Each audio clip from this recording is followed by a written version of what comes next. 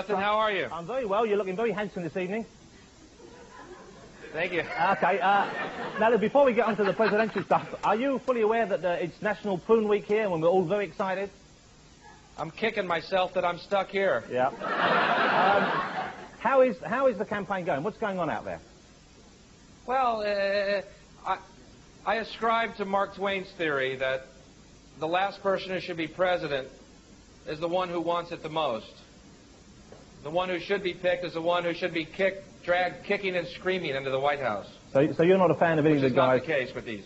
Well, what about the New Hampshire primaries? Because we know they take place tomorrow, and I'm told that these are very, very significant indeed. Why are they so significant, and what do you think will happen? I have no idea. They're not significant to me, and... Is that because you live in Los Angeles? For me. Yeah, they're not at all... They're not... This is working very well, isn't it, Bill? What about Bush's main rival then? Because Bush presumably is going to have to face a Democratic challenge, someone they're looking forward to hopefully will take power from him. Who will be that guy, do you think?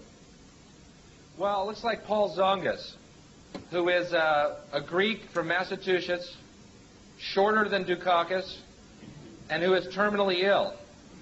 He looks pretty electable. That's a fine choice. What's happened to Clinton? Because the papers I was reading over the weekend suggest that he's perhaps making a bit of a comeback. Well, not with all these women making allegations about him. Yeah. Didn't he clear that up? I mean, he didn't say yes, but he didn't say no. I thought maybe he'd put that behind him.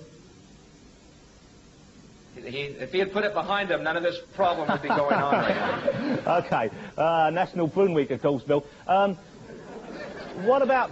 Did the news reach you about one of our potential Prime Ministers, Paddy Ashdown, who had a similar case? Someone came out of his past life and there were talk of an affair, and he came out and he took it on the chin and he admitted publicly that indeed it had happened, it was behind him now, it was perhaps a mistake. Do you think if either Clinton or perhaps one of the other guys, if they were accused in that way and they made a public admission of guilt, would the American public forgive and forget? Would that even endear them to them? Well, if Clinton did it with all the women alleging that they did it with him, they would need a wide-angle lens and a podium the size of a football field for that press conference. Do you think it actually works in their favor that someone comes out and says, well, you know, this guy was at some stage in his life something of a stud? I think it would. I mean, I'm not shocked that Clinton had affairs.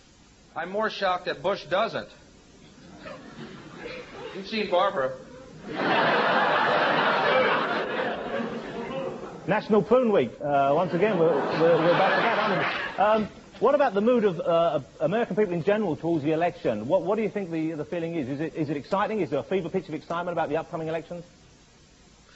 No, not at all.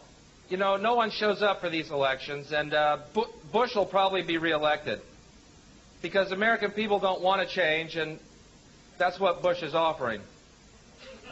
No change. What are the issues then? What are the big issues that are being picked up in the U.S. press?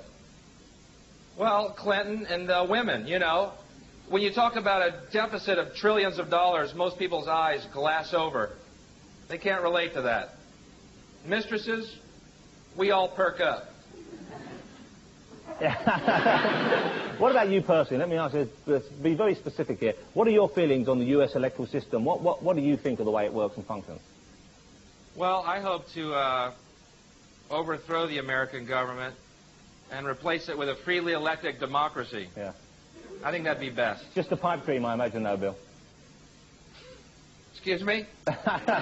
You have been excused. One final thing. You're coming over. I saw your one-man show. It was a while ago on Channel 4. Very funny stuff. Are you going to be performing live here at all? I'll be over there in March and April. Does Pruneweek continue that far? No, you've missed the boat on Pruneweek, I'm afraid. But we'll try and think of something equally exciting and relevant for you. Thanks for spending your time. Have it rainy and cold. Yeah, that's what it's like in LA at the moment. Yeah. Yeah, you're...